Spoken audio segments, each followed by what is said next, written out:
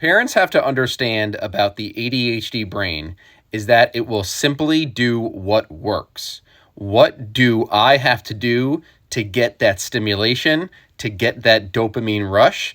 And I'm going to keep doing it because it makes me feel good in the moment, regardless of how it affects the people around me, negatively or positively. It's giving me the stimulation, so this is something I'm going to continue to do.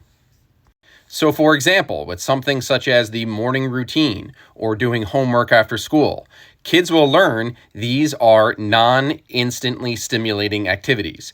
Getting ready in the morning, brushing your teeth, eating breakfast, coming home and sitting at the table and doing your homework. These are not things that are stimulating the ADHD brain. But what is? Negative attention seeking towards parents.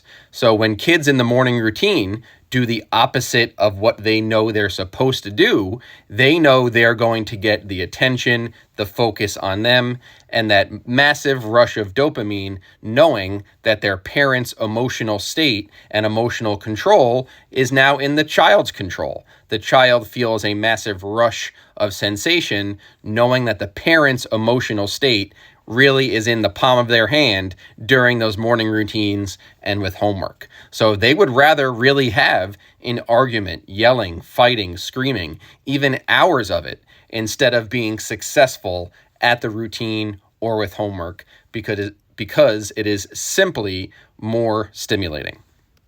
And this is exactly why the ADHD brain is so much at risk and is so prone to screen addictions. Because these screens, the video games, the iPads, the cell phone, the smartphone, these items really give them that massive rush of dopamine and instant gratification in terms of stimulus response that the ADHD brain feeds off of. So if you are a parent, you have to always be mindful of screen use and screen addiction, and it is your responsibility, based on the structure of your home, not to let it get out of hand. If your child is spending the majority of their day on screens and not out and about having varied experiences, that's a problem, and it's going to continue to snowball over time.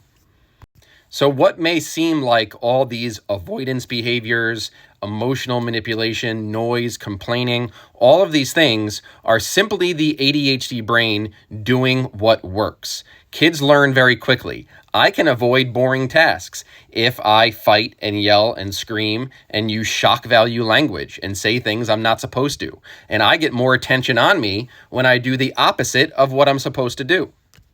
So parents, ask yourself, what stimulates your child's brain?